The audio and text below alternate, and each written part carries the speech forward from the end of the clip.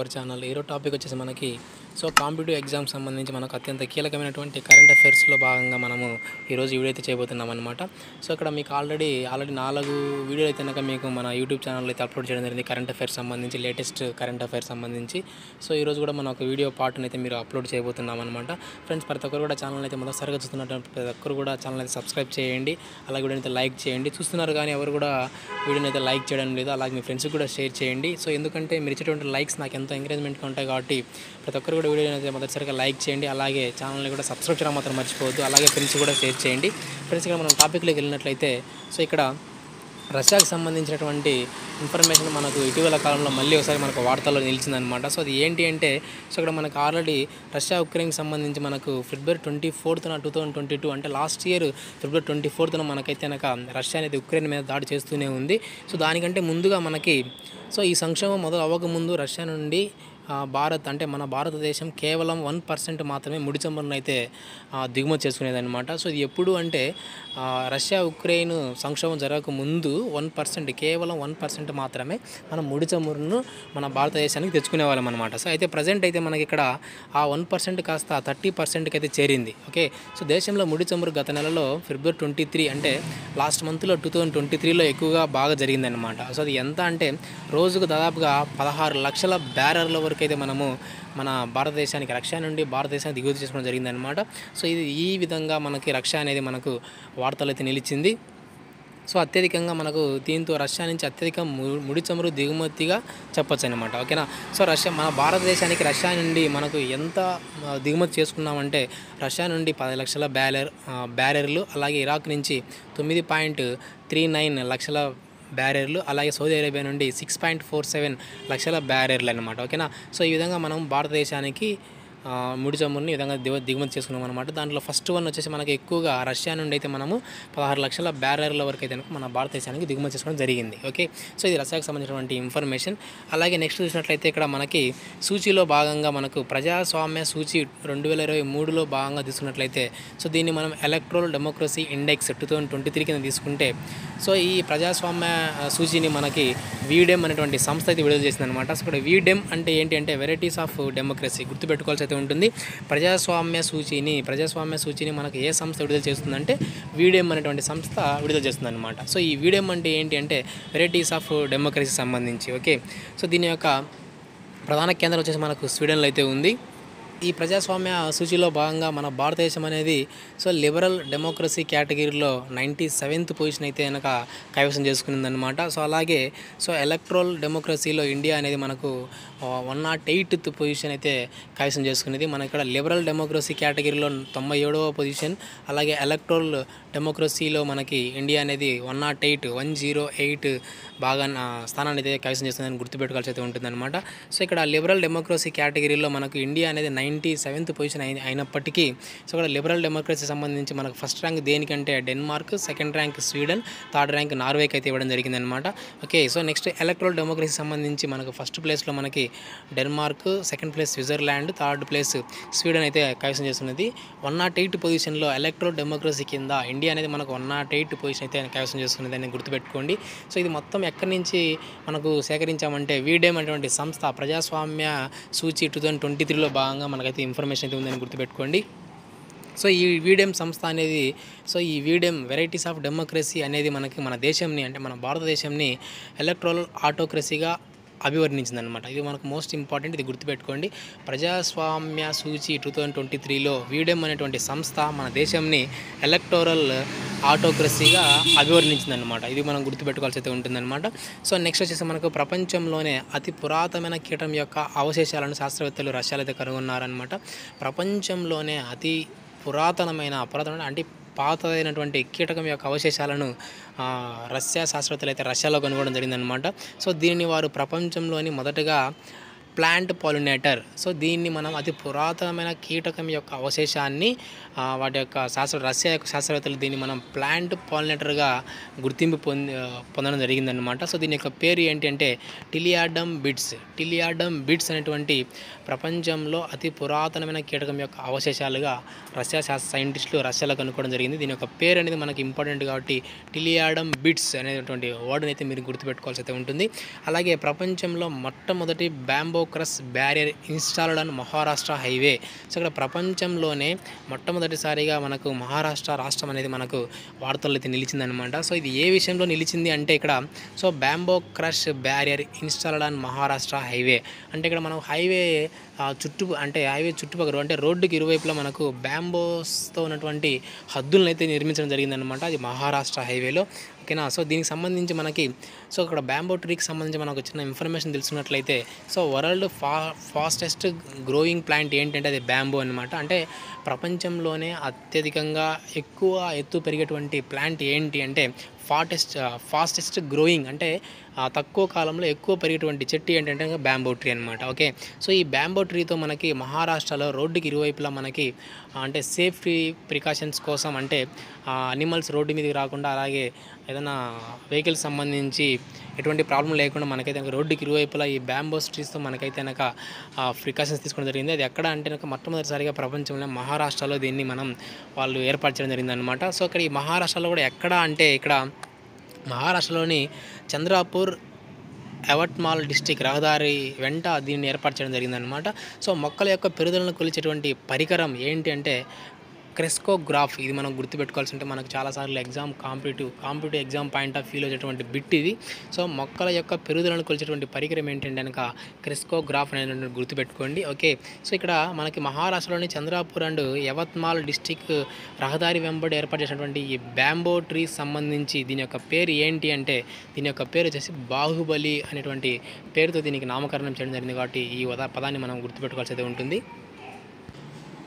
Friends, national statistical office గణాంకాల ప్రకారం India యొక్క పెర్ క్యాపిటల్ ఇన్కమ్ అనేది డబుల్ అయిందని మనకి ఇక్కడ చెప్పడం జరిగిందనమాట. సో, ఏంటంటే ఇప్పుడు మనకు దేంతో కంపేర్ చేసుకుని అంటే కనుక 2014 to 15లో భాగంగా తీసుకొని సో, భారతదేశంలో తలసరి ఆదాయం అనేది డబుల్ అయిందని మనకు క్లియర్గా చెప్పడం జరిగిందనమాట. అంటే ఇక్కడ మనకు 2014 and 15లో భాగంగా తీసుకున్నట్లయితే వ్యక్తిగత ఆదాయం ప్రకారం తీసుకుంటే మనకు 86.647 వరకు అయితే ఉంది అనమాట. సో, ఇది ఏంటంటే so, India's per capital income సంబంధించి అలాగే నెక్స్ట్ 2022 to 23 సంవత్సరంలో మనకు వ్యక్తిగత ఆదాయం తీసుకున్నట్టు కనుక సో 1,72,000 వరకు చేరిందని దాదాపుగా అంచనా వేయడం జరిగిందనమాట. సో, ఇది ఏంటి అంటే ఎన్ఎస్ఓ అనేటువంటి సంస్థ ఈ నేషనల్ స్టాటిస్టికల్ ఆఫీస్ నుంచి కనుక ప్రస్తుత ధరల్లో తీసుకున్నట్లయితే సో 2014 to 15లో భాగంగా దానితో కంపేర్ చేస్తే ప్రజెంట్ 2022-23కి సంబంధించి వ్యక్తిగత ఆదాయం అనేది డబుల్ అయిందని ఇక్కడ మనకు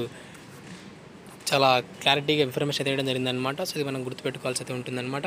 సో, నెక్స్ట్ మనకి ప్రపంచ సముద్ర జీవజాల సంరక్షణ పరిరక్షణ చారిత్రాత్మక ఒప్పందానికి ఐక్యరాజ్య సమితి అయితే నాకు ఆమోదం తెలిపిందనమాట.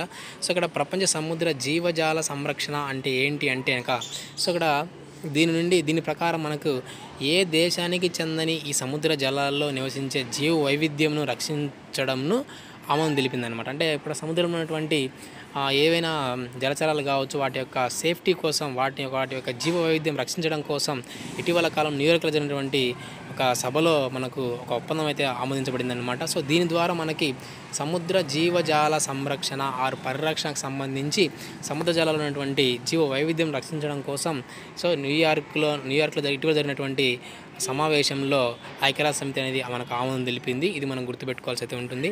సో, నెక్స్ట్ వచ్చేసి ఇక్కడ మనకి టేస్ట్ అట్లాస్ అనేటువంటి సంస్థ ఈ మధ్య వడపావుకు ప్రపంచ గుర్తింపు అనేది ఇచ్చిందనమాట. సో, ఇక్కడ వడపావు అంటే ఏంటి అంటే మనకు సో శాండ్విచ్కి సంబంధించినటువంటి ఒక ఫేమస్ శాండ్విచ్ అనమాట. ఇది వడపావుకు ప్రపంచ గుర్తింపు అనేది ఇచ్చిందనమాట. సో, ఈ వడపావుకు ప్రపంచ గుర్తింపించినటువంటి సంస్థ ఏంటి అంటే మనకు టేస్ట్ అట్లాస్ అనేటువంటి సంస్థ వడాపావుకి ఇటీవల కాలంలో ప్రపంచ గుర్తింపు అయితే ఇస్తుందన్నమాట. సో, ఈ సంస్థ దాదాపు 50 శాండ్విచ్లకి గుర్తింపునిచ్చింది. దీనిలో భాగంగా భారత్కు సంబంధించి మహారాష్ట్రలోని వడాపావుకు 13వ స్థానం అయితే కల్పించిందనమాట. 13వ స్థానాన్ని కల్పిస్తూ ప్రపంచ గుర్తింపు అనేది ఇచ్చిందనమాట. సో, ఇక్కడ వడాపావు అనేది మహారాష్ట్రకు సంబంధించినటువంటి శాండ్విచ్ అనమాట. సో, ఇది మనకి ఈ వడాపావుకి ప్రపంచ గుర్తింపు స్థానంలో 13వ స్థానం అయితే లభించిందని మనం గుర్తుపెట్టుకోవాల్సి అయితే ఉంటుందన్నమాట. సో, అలాగే ఇక్కడ ఈ వడాపావ్ అనేది మనకు టేస్టియస్ట్ శాండ్విచ్గా మనకు పేరు గావించింది. అయితే మొదటి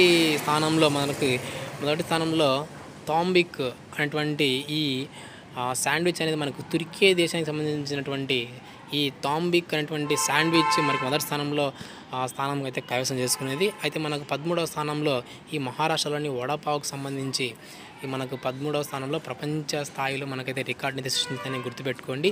సో వీటన్నిటిని మనకు ఏది వెల్లడి చేసిందంటే సో ఇక్కడ టేస్ట్ అట్లాస్ అనేటువంటి సంస్థ అయితే వీటికి ఈ ర్యాంకులు అయితే ఇవ్వడం జరిగిందని గుర్తుపెట్టుకోండి. అలాగే ఇక్కడ నెక్స్ట్ బ్రాహ్మోస్ ప్రయోగం సక్సెస్ అయిందని మనకు వార్తలు అయితే నిలిచిందనమాట. ఇక్కడ బ్రాహ్మోస్ అనేటువంటి ప్రయోగం ఇటీవల కాలంలో మనకు సక్సెస్గా నిలిచింది. అయితే ఈ బ్రాహ్మోస్ అంటే ఏంటి అంటే సో ఇండియా రష్యా రెండూ కలిసి చేసినటువంటి ప్రయోగాన్ని మనం బ్రాహ్మోస్ అని చెప్పొచ్చు అనమాట.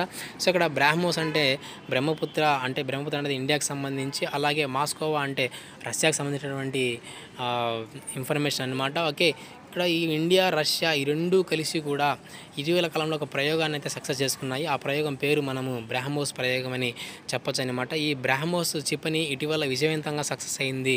ఇది దేనికి సంబంధించి అంటే ఇండియాకి రష్యాకి సంబంధించినటువంటి ఈ బ్రాహ్మోస్ ప్రయోగం ఇటీవల కాలంలో విజయవంతంగా సక్సెస్ అయినైతే గుర్తుపెట్టుకోండి. ఫ్రెండ్స్, ఇక్కడ నెక్స్ట్ తీసుకున్నట్లయితే మనము 2023 సంవత్సరం అంటే ప్రజెంట్ ఇయర్ని మనము ఇయర్ ఆఫ్ మిల్లెట్స్గా అయితే చెప్పడం జరిగింది. ఆల్రెడీ ఈ మ్యాటర్ని మనకు లాస్ట్ వీడియోలో అయితే మీతో అయితే డిస్కస్ చేయడం జరిగింది. సో 2023వ సంవత్సరంని ఇయర్ ఆఫ్ మిల్లెట్స్గా అయితే మనం కన్సిడర్ చేయడం జరిగింది. సో దీనిలో భాగంగా మనకి కాశీలో మిల్లెట్ ప్రసాదం పంపిణీ చేయాలని నిర్ణయించడం జరిగిందనమాట. సో అత్యంత కాశీ విశ్వనాథుని అంటే అక్కడ ఉన్నటువంటి కాశీ విశ్వనాథుని ఆలయంలో మనకు కాశీ మిల్లెట్ ప్రసాదాన్ని పంపిణీ చేయాలని ఇటీవల కాలంలో నిర్ణయించడం జరిగిందనమాట. సో దీని ఒక పేరు కూడా పెట్టడం జరిగింది. ఆ పేరు వచ్చేసి మనకు శ్రీ అన్న ప్రసాదంగా చెప్పడం జరిగిందనమాట. సో ఈ కాశీలో మిల్లెట్ ప్రసాదం బదులు అంటే లడ్డుకు బదులు మిల్లెట్ ప్రసాదంగా అంటే ఈ మిల్లెట్స్ యొక్క ప్రసాదంని పంపిణీ చేయాలని నిర్ణయించడం జరిగిందనమాట. సో దీని యొక్క పేరు వచ్చేసి మనకి శ్రీ అన్న ప్రసాదంగా చెప్పడం జరిగింది. సో ఇది మనం గుర్తుపెట్టుకోండి.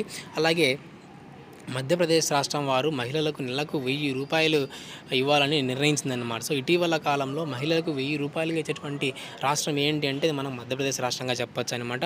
సో దీనికి ఒక పేరు ఏంటి అంటే సో దీనిని మనకు ల్యాండ్లీ చెహ్నా యోజన అందరు. ఓకే, సో దీన్ని మనం ల్యాండ్లీ చెహ్నా యోజన అంటే ఏంటి అంటే మహిళలకు 1000 రూపాయలు ఇవ్వడం అనేది ఇక్కడ మనకు మధ్యప్రదేశ్ రాష్ట్రంలో నిర్వహించడం జరిగిందనమాట. సో దీన్ని మనకు ల్యాండ్లీ చెహ్నా యోజన అని అందరనమాట. సో ఇటీవల కాలంలో మధ్యప్రదేశ్ రాష్ట్రంలో ప్రవేశపెట్టడం జరిగింది. అయితే సిక్కింలో కూడా మనకి ప్రతి తల్లికి సంవత్సరంకు 20,000 రూపాయలు ఇవ్వాలని నిర్ణయించిందనమాట. సో సిక్కింలో అయితే 20,000 రూపాయలు, మహారాష్ట్రలో అయితే 1000 రూపాయలు మహిళలకు ఇవ్వాలని చెప్పడం జరిగింది. అయితే మధ్యప్రదేశ్లో ఉన్నటువంటి మహిళలకు 1000 రూపాయలు ఇవ్వడం అనేది దాని యొక్క పేరు ఏంటి అంటే లాడ్లీ చెహ్నా యోజన. ఓకే, సిక్కింలో ఉన్నటువంటి ప్రతి తల్లికి 20,000 రూపాయలు అకౌంట్లో వేయాలని చెప్పి నిర్ణయించిందనమాట. సో దీని యొక్క పేరు వచ్చేసి మనకు స్వశక్తి కిరణ్ యోజన అంటే మనకు సిక్కిం సంబంధించి, ల్యాండ్లీ చెహ్నా యోజన అంటే మధ్యప్రదేశ్ సంబంధించినటువంటి విషయం గుర్తుపెట్టుకోండి. ఓకే, అలాగే ఇక్కడ మనకు ఇరానీ కప్ విజేతగా మనకు రెస్ట్ ఆఫ్ ఇండియా అయితే నిలిచిందనమాట. ఇరానీ కప్ విజేత. సో టోటల్గా ఇక్కడ ఇరానీ కప్ విజేతగా రెస్ట్ ఆఫ్ ఇండియా అనేది మనకు విన్ కావడం జరిగిందనమాట. సో ఈ రెస్ట్ ఆఫ్ ఇండియా అనేది మనకు 30వసారి ఇరానీ కప్ని అయితే కైవసం చేస్తుందన్నమాట. ఓకే, సో ఇక్కడ దేనితో పోటీ పడి మనకు ఈ కప్ని తీసుకున్నదంటే సో రంజీ ఛాంపియన్ మధ్యప్రదేశ్ జట్టుతో అయినటువంటి మధ్యప్రదేశ్ జట్టుతో పాల్గొని ఈ ఇరానీ కప్ విజేతగా రెస్ట్ ఆఫ్ ఇండియా అనేది నిలిచిందనమాట. ఇది ఎక్కడ జరిగింది అంటే మనకు మధ్యప్రదేశ్లోని గ్వాలియర్ ప్రదేశంలో ఇరానీ కప్ టోర్నమెంట్ అనేది జరిగింది. సో ఈ టోర్నమెంట్లో రెస్ట్ ఆఫ్ ఇండియా అనేది మనకు రంజీ ఛాంపియన్ మధ్యప్రదేశ్ జట్టుతో గెలుపొందడం జరిగింది. Okay, so next last topic వచ్చేసి మనకి స్పీడ్ కార్ రేసింగ్స్లో భాగంగా ఫార్ములా 1కు సంబంధించి ఇటీవల కాలంలో మ్యాక్స్ వెర్స్టాపెన్ అనేటువంటి రెడ్ బుల్ డ్రైవర్ అనే అతను బహ్రెయిన్ గ్రాండ్ ప్రిన్స్ 2023 విజేతగా నిలచడం జరిగింది.